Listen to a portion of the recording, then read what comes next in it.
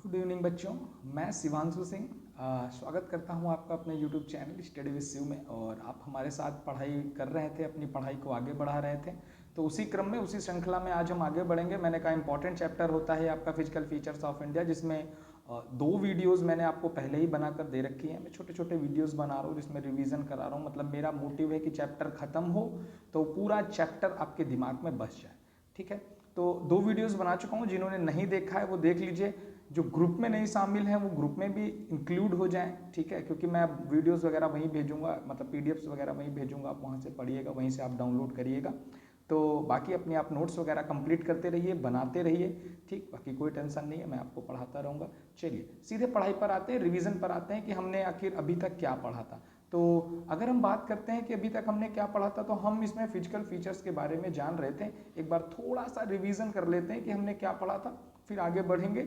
और हर बार हम यही करते हैं, जब हम आपके साथ थे तब भी यही कर रहे थे, अभी भी हम आपके साथ ही हैं, तो उसी तरह चलेंगे। थोड़ा सा रिवीजन करेंगे हम कि हमने आखिर पढ़ा अभी तक क्या है, ठीक है।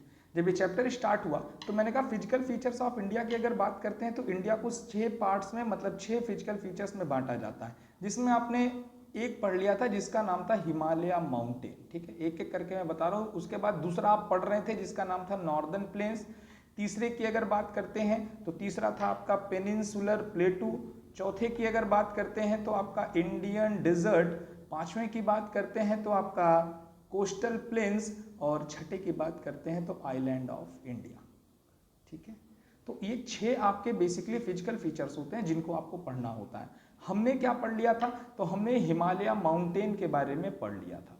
हमने बताया आपको कि हिमालय माउंटेन क्या है, कैसे इसको कई कई पार्ट्स में बांटा गया है। एक बार फटाफट रिवाइज कर लेते हैं। मैंने कहा हिमालय माउंटेन को अगर हम नॉर्थ टू साउथ चलते हैं तो 3 पार्ट्स में बांटा जाता है, जिसमें सबसे पहला जो पार्ट होता है वो होता है आपका ग्रेट हिमालय।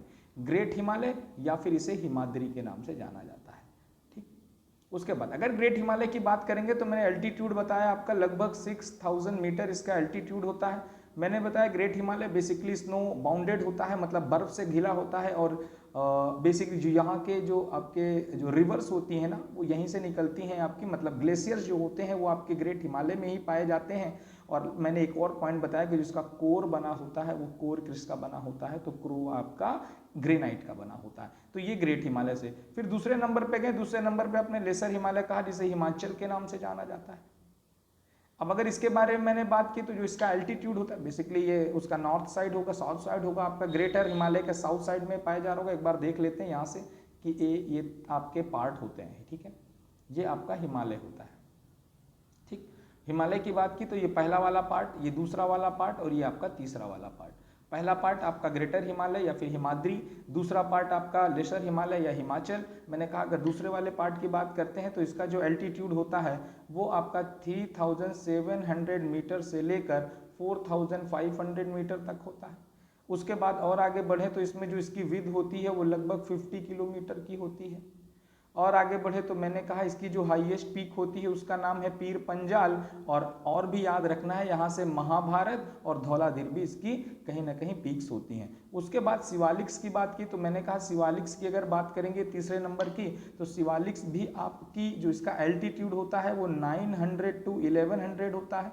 अगर विद की बात करें तो 10 किलोमीटर टू 50 किलोमीटर होती है। और उसके बाद मैंने बात की कि जो दून्स होते हैं, दून्स का मतलब है कि दूसरे मतलब लेसर हिमालय और आपके शिवालिक्स के बीच में कुछ आपकी वैलीज पाई जाती हैं जिन्हें दून्स कहा जाता है, जैसे देहरादून, पाटली दून और कोटली दून।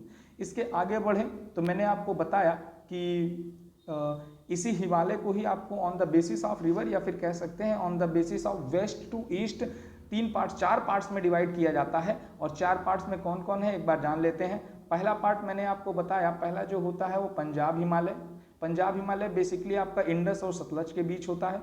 दूसरा पार्ट आपका कुमाऊं हिमालय। कुमाऊं हिमालय आपका सतलज और काली के बीच होता है। तीसरा पार्ट आपका नेपाल हिमालय। नेपाल हिमालय आपका काली और तिस्ता के बीच होता है। और लास्ट में आपका आसाम हिमालय, और आसाम हिमालय आपकी तिस्ता और देहांग के बीच में होता है। और फिर ये स्लाइड में से टर्न किया होता है, जैसा कि मैंने आपसे क्वेश्चन पूछा था कि ये बताइए कि जो पाटकाई हिल्स है वो किस हिमालय के किस पार्ट में पाई जाती है। तो पाटकाई हिल्स पूर्वांचल में पाई जाती है, मतलब हिमालय का पूर्वी हिमालय या फिर आपका ईस्टर्न माउंटेन या फिर पूर्वांचल में पाई जाती है। तो इतना तो आपने हिमालय से पढ़ा।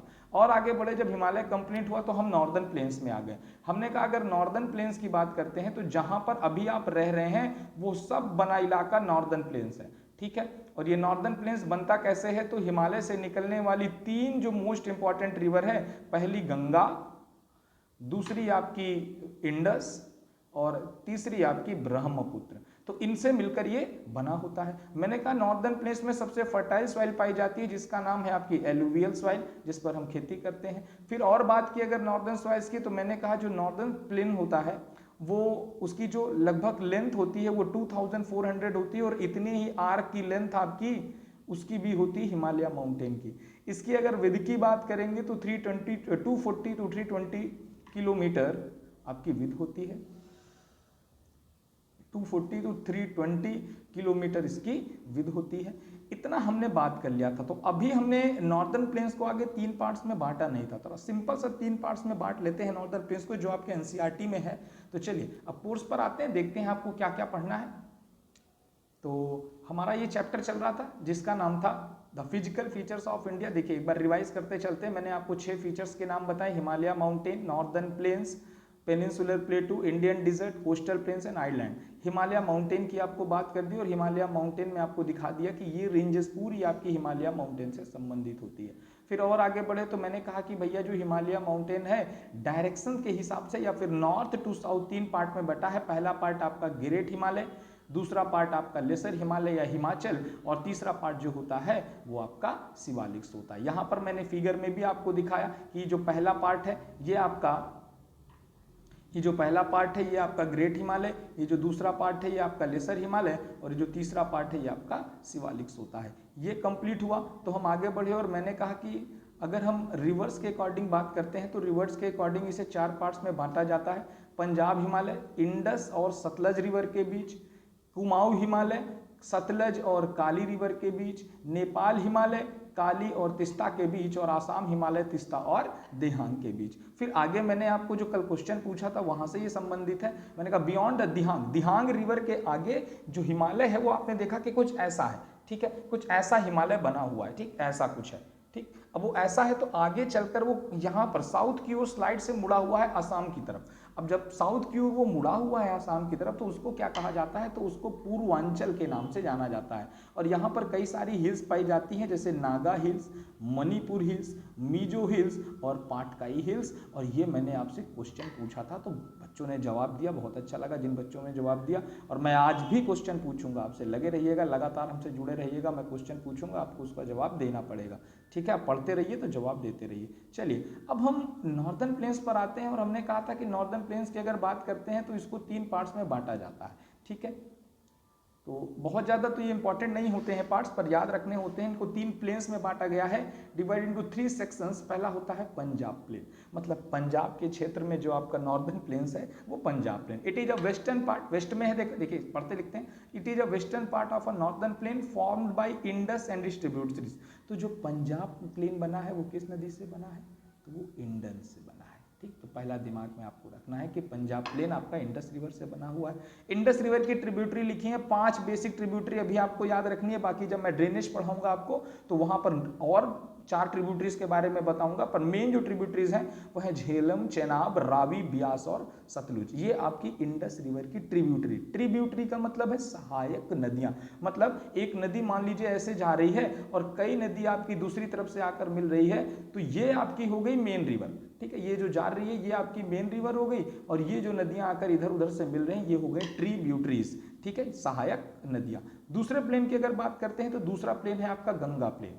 देखिए यही सब आपको याद रखना है। गंगा प्लेन कैसे बन रहा है, तो घग्गर और तिस्ता रिवर के बीच का जितना भी प्लेन है ये गंगा प्लेन, तो एक तरफ आपकी घग्गर है और दूसरी तरफ आपकी तिस्ता है। तो घग्गर और तिस्ता से मतलब के बीच में जो प्लेन पाया जा रहा है वो आपका कौन सा प्लेन है, वही आपका गंगा प्लेन है। और देखिए कहाँ कहाँ, हरियाणा से Delhi, UP, Bihar, some part of Jharkhand और वेस्ट बंगाल में आपका फैला हुआ है, ठीक। तो सबसे पहला प्लेन आपको बताया गंगा प्लेन, पहला पंजाब प्लेन। पंजाब प्लेन कैसे बन रहा है, तो इंडस रिवर के कारण बन रहा है, ठीक है। और एक और पॉइंट भूल गए, this sections this section of the plain is dominated by doabs. अब ये दोआब्स क्या होता है? दोआब्स मतलब है the area between two reverse.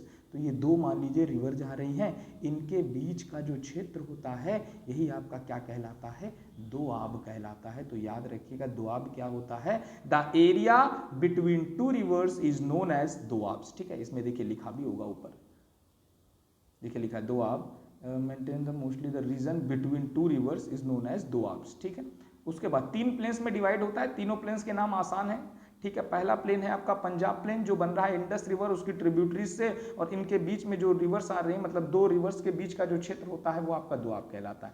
Ganga plane जो गंगा रिवर से बन रहा है, गंगा रिवर कितने के बीच? आपकी घग्गर और तिस्ता के बीच में जो पूरा पार्ट होता है वही गंगा प्लेन कहलाता है। उसके बाद लास्ट में अगर बात करेंगे तो ब्रह्मपुत्र प्लेन, तो अब देख रहे हैं ब्रह्मपुत्र आपके एकदम किनारे है, तो it is extern part of the northern plain lies Assam, मतलब एकदम बाहरी पार्ट होता है नॉर्दर्न प्लेन का जो असम में पाया जाता है। एक बार इसको वीडियो से मतलब फोटो से समझ लेते हैं कि क्या सीन है। देखिए यहाँ पर अपर गंगा और मिडिल गंगा और लोअर गंगा में बांट दिया है, तो उसको छोड़ देंगे क्योंकि आपकी एनसीईआरटी में वो नहीं बांटा गया। तो ये है आपका पहला, ये पूरा है आपका दूसरा, यहां से लेकर यहां तक ये पूरा आपका दूसरा है, और उसके बाद ये है आपका तीसरा। अब पहला पार्ट जो मैंने आपको बताया, पहला पंजाब प्लेन, तो पंजाब प्लेन बन रहा है वो इंडस और उसकी ट्रिब्यूटरीज से बन रहा है, और ये 2 नदियों के बीच का क्षेत्र जो होता है वो दोआब कहलाता है। गंगा प्लेन्स की बात करेंगे तो गंगा प्लेन जो बन रहा है बेसिकली घग्गर, इधर जाएगी घग्गर, और तिस्ता के बीच का जो प्लेन है वो आपका पूरा गंगा प्लेन कहलाता है। और इसमें आप देख रहे हैं यूपी आ रहा है, हरियाणा आ रहा है, दिल्ली आ रहा है, बिहार आ रहा है, तो ये सब इलाके आपके गंगा प्लेन से, मतलब गंगा नदी के द्वारा जो प्लेन बना है वो गंगा प्लेन में आ गया। इंडस के कारण जो प्लेन बन रहा है वो इंडस में आ गया। और लास्ट में आपने देखा है तीसरा यहाँ से आती है ब्रह्मपुत्र, ब्रह्मपुत्र के कारण पूरा आसाम का पार्ट बना होता है, तो यही आपका ब्रह्मपुत्र प्लेन कहलाता है। तो बेसिकली नॉर्दर्न प्लेन्स को 3 पार्ट्स में बांटा जाता है रिवर्स के अकॉर्डिंग। पहला हो गया आपका पंजाब प्लेन, दूसरा हो गया आपका गंगा प्लेन, और तीसरा हो गया आपका ब्रह्मपुत्र प्लेन। तो इन तीनों को तो पहले दिमाग में रखना है। उसके बाद और भी है फिर आपके रिलीफ फीचर्स के हिसाब से जो इंपॉर्टेंट होता है, बाकी ये तो ठीक है आप याद कर लेंगे। नॉर्दर्न प्लेन्स को अगर रिलीफ फीचर, मतलब जैसे ही नॉर्दर्न प्लेन्स कैसे आके रिलीफ, मतलब कैसे शांत हो रहा है, कैसे बन रहा है, इसके आधार पर नॉर्दर्न प्लेन्स को 4 इंपॉर्टेंट पार्ट्स में बांटा जाता है। ये 4 इंपॉर्टेंट पार्ट्स होते हैं, इसी को हम आगे लेकर बढ़ेंगे।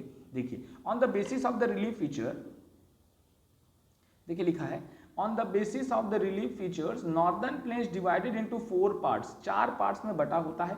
एक होता है भाबर, दूसरा होता है तराई, तीसरा होता है खादर, और चौथा होता है भंगर। अब इसको थोड़ा सा ना फिगर से समझते हैं तो ज़्यादा बेहतर समझ में आएगा। ठीक है, अब पहले यहाँ पे लोकेशन देख लेते हैं कौन सा कैसा पार्ट है। तो मैंने कहा ये शिवालिक हो गई, तो ये हो गया हिमालय माउंटेन। अब जस्ट इसी के नीचे वाला जो पार्ट होता है, ये वाला पार्ट भाबर कहलाता है, भाबर। ठीक है, शिवालिक। अब वहाँ से जो पर्वत से पत्थर टूट टूट के जो नीचे आते हैं वो यहाँ पर होते हैं, और यहाँ पर जो बेसिकली नदियाँ होती, देखिए यहाँ पर जो नदी यहाँ से आई फिर यहाँ देखिए गायब हो गई। तो भाबर में बेसिकली जो रिवर्स होती हैं वो विलुप्त हो जाती, गायब हो जाती। क्यों? क्योंकि बहुत सारे ईंटें पड़े होते हैं, उन ईंटों के बीचों में से ऐसे ऐसे घूम के निकलती है, जिस कारण यहाँ पर गायब हो जाती है। तो पहला पॉइंट याद रखना है कि पैबल्स, पैबल्स एक वर्ड आएगा, पैबल्स का मतलब है कंकड़ पत्थर। ठीक है, तो कंकड़ पत्थरों से बना हुआ ये भाबर पार्ट होता है। ठीक, इसमें देख रहे हैं कि जो रिवर्स होती है वो ऑटोमेटिक क्या होती हैं, मतलब गायब हो जाती हैं, दिखाई नहीं देती हैं। ठीक है, अब भाबर को पढ़ लेते हैं एक बार। देखिए भाबर की आपने लोकेशन जान ली कि भाबर कहाँ पर है, तो भाबर ये हो गया पार्ट। अब भाबर में पॉइंट्स क्या है, इनको पढ़ लेते हैं। देखिए 2 ही पॉइंट्स है, ज़्यादा पॉइंट्स नहीं है, आपको सब कुछ याद होना है। The rivers after descending from the mountain deposit pebbles, pebbles का मतलब है कंकड़ पत्थर, pebbles into a narrow belt about 8 to 16 kilometre in with parallel Shivaliks. कह रहे हैं शिवालिक्स के पैरेलल में लगभग 8 से 16 किलोमीटर तक जो छोटे छोटे कंकड़ों पत्थरों का जो क्षेत्र होता है वही क्या कहलाता है, भाबर कहलाता है। और दूसरा पॉइंट जो मैंने आपको बताया, all streams disappear in the Bhabar belt, और भाबर बेल्ट में जितनी भी स्ट्रीम्स होती है, मतलब जो धाराएं होती हैं वो क्या होती हैं, गायब हो जाती हैं। ठीक, और यही दोनों पॉइंट तो मैंने आपको दिखाया, एक बार देख लेते हैं फिर से। 2 पॉइंट मैंने बताए। पहला पॉइंट आपको बताया कि जो भाबर का एरिया, जो भाबर का रीजन बना हुआ है वो किससे बना हुआ है, वो छोटे छोटे पैबल्स, मतलब जब शिवालिक्स के नीचे आते हैं तो वहां पर जो पैबल्स पाए जाते हैं उनसे पूरा ये रीजन बना हुआ है। कोई भी स्ट्रीम, देखिए ये धारा यहाँ से आ रही है, देखिए आपको दिख रही है नदी की धारा है, यहाँ पर आ रही है पर यहाँ पर देखिए गायब हो गई। तो यही कह रहे हैं कि कोई भी रिवर होती है वो डिसअपियर हो जाती है, मतलब गायब हो जाती है इस भाबर रीजन में। तो पहला आपको भाबर याद रखना है, ठीक है। मैं हिंदी में लिख दे रहा हूँ, प्रोनाउंसिएशन में गलत मत करिएगा, भाबर, ठीक है। तो पहला हो गया आपका भाबर, ठीक। बाबर में 2 पॉइंट समझ में आ गए कि पैबर डिसेंडिंग ऑर्डर में, जैसे जो नीचे नीचे जब हम आते हैं, देख लेते हैं एक बार फिर। मैंने कहा था reverse after descending from the mountains, जब रिवर्स माउंटेन से नीचे आ रही होती हैं तो अपने साथ छोटे छोटे टुकड़े को लेकर आ रही होती हैं, जो एक नैरो बेल्ट में, पतली सी बेल्ट में 8 to 16 किलोमीटर तक फैला होता है। पैरेलल शिवालिक्स के पैरेलल वही क्या कहलाता है, भाबर कहलाता है। जितनी भी स्ट्रीम्स होती हैं वो देख रहे हैं आप गायब हो जाती हैं इस भाबर बेल्ट में। तो पहला भाबर कंप्लीट हो गया। दूसरे नंबर पे बात करते हैं तराई की। कह रहा है in this region streams of and rivers remerged. अब यहाँ पर जैसे यहाँ पर पहुँचते हैं दूसरे क्षेत्र, देखो ये तेराई, TERAI लिखा है पर इसका प्रोनाउंसिएशन है तराई, याद रखना, तराई, ठीक है, ठीक है। तो तराई कहते हैं इसे। तो मैंने कहा तराई रीजन की अगर बात करते हैं तो इसमें स्ट्रीम्स और जो रिवर होती हैं वो एक दूसरे से मिल जाती हैं और एक स्वैपी और मार्सली रीजन बनाती है, मतलब एक कह सकते हैं कि आपने दलदल टाइप का देखा है ना, तो दलदल टाइप का एक रीजन यहाँ पर बनता है, ठीक है। उसके बाद दूसरे पॉइंट में क्या लिखा है, लिखा है this was full of thickly forested region but forest have been cleared for to create agriculture land. अब यहाँ पर पहले बहुत सारे मतलब जंगल पाए जाते थे तराई क्षेत्र में, क्योंकि दलदली स्थान है, पानी की मात्रा ज़्यादा रहती है, जिसके कारण चारों तरफ क्या है, दलदल ही दलदल है, मतलब मिट्टी अच्छी है, जिसके कारण इसमें फॉरेस्ट को काट कर अब इसको एक एग्रीकल्चर लैंड के रूप में बना दिया गया है। और most important point, Dudhwa national park जो है वो इसी तराई रीजन में उपस्थित है। तो आज का आपका क्वेश्चन है कि आपको लोकेशन बतानी है कि दुधवा नेशनल पार्क भारत के किस स्टेट में है, और स्टेट आपने कवर कर लिया तो उस स्टेट के किस डिस्ट्रिक्ट में है। तो आज का क्वेश्चन यही रहेगा, अभी मैं आपको बाद में फिर बताऊंगा। तो फिर से एक बार देख लेते हैं इसको फिगर में। मैंने कहा पहला रीजन हो गया आपका भाबर। मैंने कहा भाबर जो बन रहा है तो जब रिवर्स नीचे आ रही हैं, डिसेंडिंग मतलब नीचे आ रहे हैं, डिसेंडिंग ऑर्डर में आ रही हैं, तो हम देख रहे हैं कि वो अपने साथ पैबस लाकर इकट्ठा कर दे रही, कंकड़ पत्थर लाकर इकट्ठा कर दे रही हैं। वही रीजन क्या कहलाता है, भाबर कहलाता है। भाबर में दूसरा पॉइंट लिखा कि जितनी भी स्ट्रीम्स होती है भाबर में क्या होती हैं, गायब हो जाती हैं, ठीक है। और उसके बाद ये है आपका तराई। देखिए ना बहुत सारे फॉरेस्ट दिख रहे हैं ना, तो ये तराई का रीजन है। मैंने कहा जितनी भी स्ट्रीम्स होती हैं वो रिवर से आकर मिल जाती है, कि यहाँ से फिर दिखने लगी, रिवर से आकर मिल जाती है यहाँ पर। और ये जो रीजन है ये बहुत स्वैम्पी रीजन होता है, दलदला रीजन होता है, मतलब दलदली क्षेत्र होता है। और यहाँ पर बहुत सारे फॉरेस्ट पाए जाते थे, पर अब इन फॉरेस्ट को काट कर एग्रीकल्चरल लैंड मतलब खेती के लिए एक जगह बना दी गई है। तो दूसरा आपका तराई कंप्लीट हो गया, ठीक। और मैंने आपको बताया कि जो आपका दुधवा नेशनल पार्क है, दुधवा नेशनल पार्क वो इसी तराई रीजन में आता है। और अभी आगे क्वेश्चन भी इससे देख लेंगे। तीसरा होता है खादर, सॉरी तीसरा होता है आपका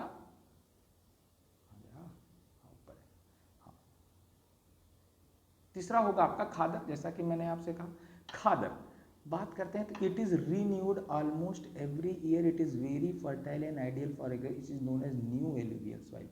खादर को न्यू एलुवियल सॉइल कहा जाता है। ये मोस्ट इंपॉर्टेंट क्वेश्चन बनता है आपका कि न्यू एलुवियल सॉइल को क्या कहा जाता है। तो खादर आपकी न्यू एलुवियल सॉइल होती है। अब देखिए सॉइल कैसे नई और पुरानी होती है मैं भी आपको बताऊंगा। पहले खादर समझ लीजिए और फिर चौथे नंबर पे जो होता है वो होता है आपका बांगर। It is largest part of northern plains, मतलब जो पुरानी है वो तो बहुत ज्यादा पार्ट पर है, and this is known as the old alluvial soil. तो दो चीज़ें याद रखनी है, अगर खादर की बात करते हैं तो खादर को आपको न्यू एलुवियल सॉइल के नाम से जाना जाता है, और अगर बांगर की बात करते हैं तो बांगर को आपको ओल्ड एलुवियल सॉइल के नाम से जाना जाता है। तो आप इसको किसी भी ट्रिक से बना सकते हैं, आप अपने हिसाब से कोई भी ट्रिक बना लीजिए। हम तो ये बनाए थे बोल्ड, तो BOLD, तो B का मतलब बांगर और O से हो गया ओल्ड हो गया, तो बांगर मतलब ओल्ड, ठीक है। और बाकी फिर जो खादर बची तो वो तो न्यू हो ही गई। तो बोल्ड ये बताया था, बोल्ड वर्ड आप पढ़ते हैं बोल्ड, ठीक है, क्रिकेट में ना बोल्ड मार दिया, ठीक है, तो वही बोल्ड बनाया था कि बी से बांगर और बांगर क्या है, ओल्ड है, ठीक है। तो ये आपको याद रखना है। अब एक बार फिर से चारों को फिगर में समझ लेते हैं। मैंने बताया कि अगर आप बात करते हैं नॉर्दर्न प्लेन्स की। तो नॉर्दर्न प्लेन्स को रिलीफ फीचर के आधार पर, याद रखिएगा, रिलीफ फीचर मतलब कैसे आकर बन रही है ये, इसके आधार पर 4 पार्टों में डिवाइड कर दिया गया। 4 में पहला हो गया भाबर। शिवालिक्स के जस्ट नीचे वाला पार्ट क्या होता है, आपका भाबर होता है। बेसिकली रिवर्स जो होती हैं वो यहाँ पर नीचे आती हैं और अपने साथ क्या करती हैं, पेबल्स को लेकर आती हैं। और जब ये अपने साथ पेबल्स को लेकर आती हैं तो ये पेबल्स में जो नदियाँ होती हैं, जो स्ट्रीम्स होती हैं, वो खो जाती हैं। ठीक है, तो यही आपको पॉइंट बताया। दूसरे नंबर पे तेराई। ठीक है, तेराई मैं बोल रहा हूँ पर इसको प्रोनाउंसिएट करेंगे तराई, याद रखना, तराई। ठीक है, तराई क्षेत्र या तराई रीजन। अब अगर तराई रीजन की बात करेंगे तो बेसिकली यहाँ पर जो रिवर्स आपकी स्ट्रीम गायब हो गई थी वो यहाँ पर आकर मिल जाती है। ठीक है, तो रिवर्स और स्ट्रीम दोनों आपस में आकर मिल जाती हैं। दूसरा मैंने बताया यहाँ पर फॉरेस्ट बहुत ज़्यादा पाए जाते थे पर उन्हें अब क्या किया गया है, काट करके वहाँ पर एग्रीकल्चरल लैंड बना दिया गया है। ठीक है, दूसरा पॉइंट ये आपको दिमाग में रखना है। उसके बाद तीसरा पॉइंट मैंने आपको बताया, जो बात करेंगे बांगर और खादर की। मैंने कहा खादर की पहले बात की, जो खादर है देखिए नदियों के बगल में है। ठीक है, तो नदियाँ क्या करती हैं, लगातार अपने साथ सॉइल्स को लाती हैं। ठीक है, ऐसा अब मैंने कहा ना, सॉइल्स जो है वो रीन्यूएबल रिसोर्स है, बार बार इसको बनाया जा सकता है।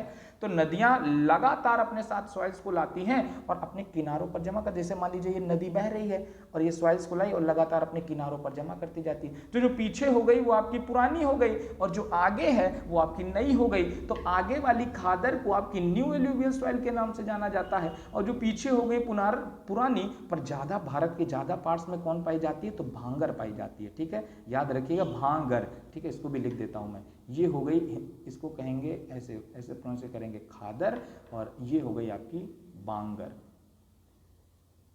ठीक, तो इन चारों नाम से इसे जाना जाता है। तो जो पुरानी वाली हो गई वो हो गई बांगर और जो नई वाली हो गई वो हो गई खादर। ठीक है, तो इतने पार्ट्स में डिवाइड किया गया। अब इसको एक बार मैं ना अलग भी समझा देता हूँ आपको कि क्या है, तो ज़्यादा चीज़ें समझ में आएंगी। यहाँ से मुझे लगता है आपको समझ में आ गई होंगी, पर तब भी समझ लेते हैं आगे।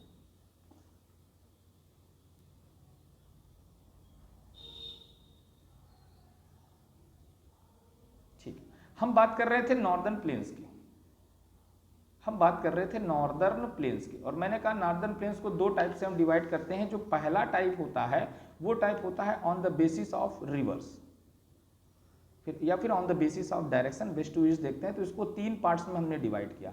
पहला हो गया पंजाब प्लेन, ठीक, दूसरा हो गया आपका गंगा प्लेन और तीसरा हो गया आपका ब्रह्मपुत्रा प्लेन।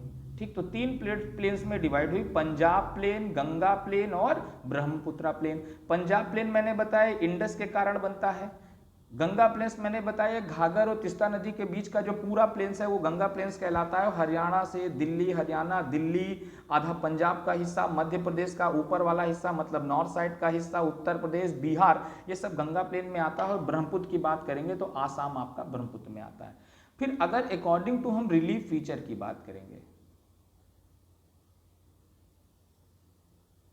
अकॉर्डिंग टू हम रिलीफ फीचर्स की बात करेंगे तो इसको 4 पार्ट्स में बांटा जाता है, जिसमें पहला होता है आपका भाबर। ठीक, भाबर देखिए मैंने हिंदी में इसलिए लिखा है क्योंकि आप इसका प्रोनाउंसिएशन कर सके दूसरों के सामने, भाबर। ठीक है, तो अब भाबर की बात करेंगे तो जो भाबर पार्ट है ये बेसिकली पैबल्स मतलब जो नदियों के द्वारा जो आपके कंकड़ पत्थर छोटे छोटे टुकड़े लाए जाते हैं उनसे बना होता है। और जो यहाँ पर रिवर्स होती हैं वो डिसअपियर हो जाती है, मतलब गायब हो जाती हैं। दूसरा मैंने आपको बताया तराई, जिसको देखिए हिंदी में ऐसे प्रोनाउंस करेंगे तराई। ठीक, तराई रीजन मैंने कहा यहाँ पर जो नदियाँ यहाँ पर डिसअपियर हो गई थी वही नदियाँ यहाँ पर आकर मिल जाती हैं। और जब ये नदियाँ यहाँ पर आकर मिल जाती हैं तो हम देख रहे हैं कि एक नई धारा, एक नई स्ट्रीम बन जा रही है यहाँ पर, और नदियाँ मिल रही हैं तो ये जो रीजन बन जा रहा है ये स्वैम्पी रीजन बन जा रहा है, एक दलदली रीजन बन जा रहा है। और इस दलदली रीजन में आपके बहुत ज़्यादा फॉरेस्ट पाए जाते थे, पर अब इन फॉरेस्ट को क्या करके काट दिया गया है और अब इन फॉरेस्ट की जगह पर क्या बना दिया गया है, तो इन फॉरेस्ट की जगह पर एग्रीकल्चरल लैंड मतलब खेती करने के लिए स्थान बना दिया गया है। उसके आगे बढ़े तो मैंने तीसरे नंबर पे आपसे कहा कि एक सॉइल होती है जो नई होती है और उस सॉइल को खादर के नाम से जाना जाता है। मतलब नई का मतलब है न्यू एलुवियल सॉइल को हम किस नाम से जानते हैं, तो खादर के नाम से जानते हैं। और दूसरी बांगर मैंने आपको बताई, तो बांगर को आपका ओल्ड एलुवियल, मैंने कहा बा बी से बोल्ड, बोल्ड वर्ड आपको याद रखना है, BOLD बोल्ड, तो बी ओल्ड मतलब बांगर जो है वो ओल्ड है, तो ऐसे आपको याद रहेगा, इसको ओल्ड एलुवियल सॉइल के नाम से जानते हैं। तो अभी तक मैंने आपको नॉर्दर्न प्लेन्स में इतना पढ़ा है, थोड़ा सा और आगे बढ़ते हैं, देखते हैं क्या आपको पढ़ना है।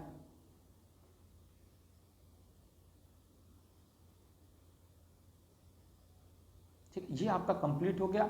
उसके बाद हम अगर आगे बढ़ेंगे तो हम पढ़ेंगे पेनिनसुलर प्लेटू के बारे में, थोड़ा सा जानकारी ले लेते हैं पेनिनसुलर प्लेटू की, बाकी कल पढ़ेंगे। देखिए क्या लिखा है पेनिनसुलर प्लेटू में, this is a table land composed of old crystalline ignition and metamorphic rock. Table land, देखिए अगर कोई भी प्लेटू की बात करते हैं, माउंटेन्स और प्लेटू में डिफरेंस होता है। क्या डिफरेंस होता है, जो माउंटेन्स होते हैं उनकी जो आपका अपर साइड होता है या फिर उनका जो एकदम ऊपर वाला हिस्सा होता है वो हमेशा नुकीला होता है, शार्प होता है। पर अगर प्लेटू की बात करेंगे तो प्लेटू का जो ऊपर का हिस्सा होता है वो एकदम टेबल की तरह होता है। ये कह रहा है this is a table land, मतलब टेबल लग रहा है कि नहीं, ये माउंटेन ही है, पर ये माउंटेन का जो ऊपर का हिस्सा है एकदम सीधा रहता है, यहाँ पर लोग रह सकते हैं। ठीक है, तो इसीलिए टेबल लैंड होता है, जो बेसिक इग्नियस और मेटामॉर्फिक रॉक्स आपने पढ़ी हैं, 3 टाइप्स की रॉक्स होती हैं, तो जो इग्नियस और मेटामॉर्फिक रॉक से बना होता है। It was form due to the breaking and drifting of a Gondwana land. पहले हमारा जो भारत था वो गोंडवाना लैंड और कुछ ही 3-4 पार्ट्स में बटा था, तो जब उनके ब्रेकिंग और शिफ्टिंग होती है जिस कारण ये आपका पार्ट बनता है पेनिनसुलर प्लेटू का। तो यही याद रखेंगे पेनिनसुलर प्लेटू कैसे बन रहा है, तो गोंडवाना लैंड के ब्रेकिंग और शिफ्टिंग के कारण क्या बन रहा है, ये आपका पेनिनसुलर प्लेटू बन रहा है। अब इसको भी 2 पार्ट में बांटा जाता है, एक है सेंट्रल हाईलैंड, दूसरा है पेनिनसुलर प्लेटू और दूसरा है आपका डेक्कन प्लेटू। तो इनको अब हम कल पढ़ेंगे। आज हम इतना ही, आज हमने क्या क्या पढ़ा तो ये आपके दिमाग में होना चाहिए। आज का क्वेश्चन मैंने आपको पहले भी बता दिया, पर चलो अभी भी बता दे रहे हैं। आपका क्वेश्चन है कि जो दुधवा नेशनल पार्क है ये किस स्टेट में है, स्टेट का पहले तो आपको नाम बताना है और उस स्टेट के किस डिस्ट्रिक्ट में है, तो ये भी आपको दिमाग में रखना है। तो ये दोनों चीज का आंसर आप लोग कमेंट में जरूर दीजिएगा, इसका मैं इंतजार करूंगा, देखता हूं कितने लोग सही आंसर देते हैं। तो बस आज की क्लास अभी यहीं तक, कल हम बात करेंगे पेनिनसुलर प्लेटू की। ठीक है, एक एक करके थोड़ा थोड़ा पढ़ेंगे, रिवीजन करते हुए चलेंगे, बहुत समय हमारे पास, मैं पूरा पढ़ा दूंगा, इसकी जिम्मेदारी है। तो बस आज इतना ही, सभी को मेरा नमस्कार और सभी अपना ध्यान रखिए, अच्छे से पढ़ाई करिए, बाकी चीज़ों से अपना दिमाग हटाइए, बस पढ़ते रहिए। ठीक है, चलिए थैंक यू, बाकी चीज़ें कल करते हैं।